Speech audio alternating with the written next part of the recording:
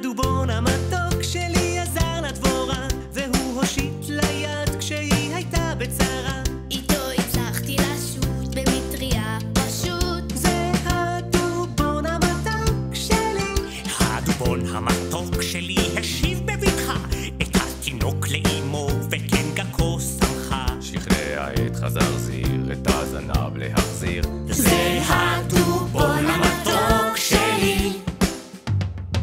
במקום לחשוב הוא מעדיף דבש מתוק, אבל אם יפגעו במישהו אף פעם לא ישתוק. הוא יודע לאהוב, תמיד עוזר לכולם, כי הוא הדור הכי טוב בעולם.